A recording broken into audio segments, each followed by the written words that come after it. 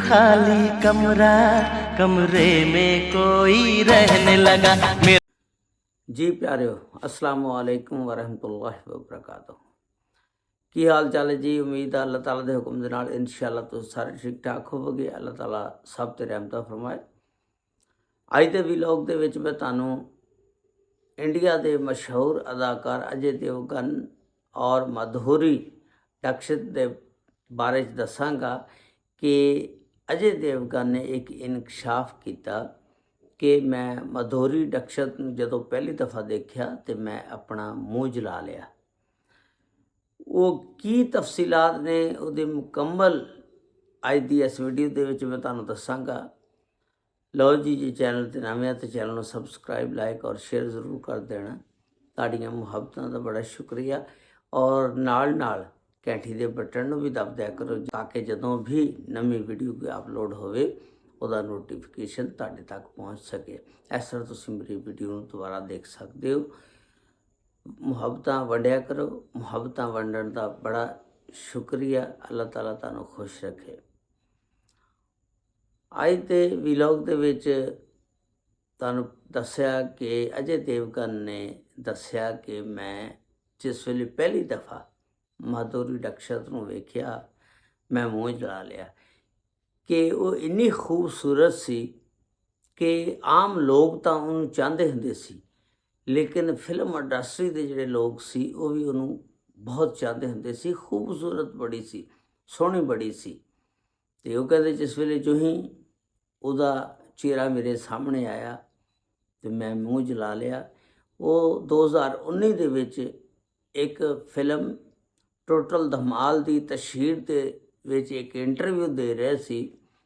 उन्होंने दस्सिया कि 2001 दे which film ये रास्ते हैं प्यार के उहदे सैट दे उत्ते असीं सारे बैठे हुए सी। जदों थोड़ा जिहा वक्फा आया तो असीं एक कमरे दे विच बह गए।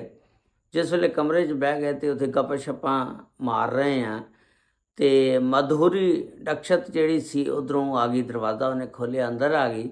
जिस वेले अंदर आ गए तो सारे हैरान हो गए उहदी खूबसूरती नूं देख कर, खासकर मैं। तो जिस वेले वेख्या कि वो दसदे ने कि मैं बैठा सी सिगरट पी रहा सी और जूस पी रहा सी। अजय देवगन दसदे ने।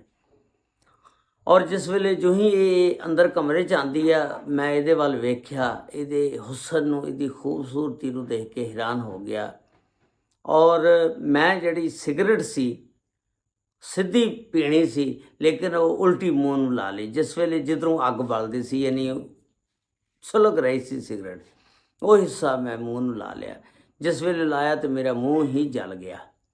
तो वो दसदे ने कि उस तो बाद उहदा निशान मेरे मूँह दे उत्ते पै गया उस जले हुए सिगरट की वजह नाल। तो वो दसदे ने कि माधुरी दीक्षित भी उदों बैठी सी। ये जिहड़ा निशान आ ये इन्हां दी खूबसूरती नूं वेखदिआं होइआं मैं सिगरट उल्टी फड़ लई और उदों ये निशान पै गया। वो दसदे ने कि इन्हां दी खूबसूरती इन्नी सी ते इन्हां दी खूबसूरती नूं आम लोग भी बहुत ज़्यादा पसंद करते सी।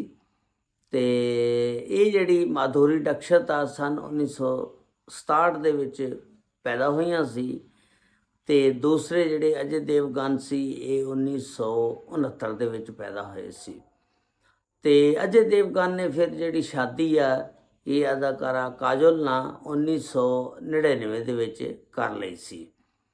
ते जिहड़ी भारतीय अदाकारा माधुरी दीक्षित आ इन्हें शादी जिहड़ी आ श्रीराम माधोनैने दे नाल इन्हें कीती। ते ये सी अज दी स्टोरी जिहड़ी मैं तुहाडे नाल शेयर कीती। उम्मीद है तुहानूं पसंद आई होएगी। फिल्मां दे विच बड़े बड़े वाकियात फिल्म के सैट ते जन्म लैंदे ने ते किते लड़ाई हो जाती है, किते कुछ हो जाता।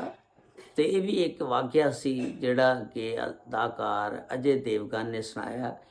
ये वाकया सारा फिर उन्होंने फिल्म टोटल जमाल की तशहीर के दौरान जिहदे विच माधुरी दीक्षित भी सी ते उन्होंने वो फिर वाकया सारा सुनाया।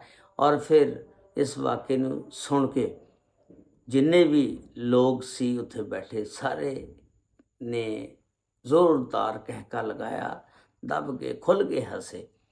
ਤੇ ਇਹ ਸੀ ਅੱਜ ਦਾ ਵਲੌਗ ਜਿਹੜਾ ਮੈਂ ਤੁਹਾਡੇ ਨਾਲ ਸ਼ੇਅਰ ਕੀਤਾ। ਉਮੀਦ ਹੈ ਤੁਹਾਨੂੰ ਪਸੰਦ ਆਇਆ ਹੋਵੇਗਾ। ਅੱਲਾਹ ਤਾਲਾ ਸਭ ਤੇ ਰਹਿਮਤ ਫਰਮਾਏ।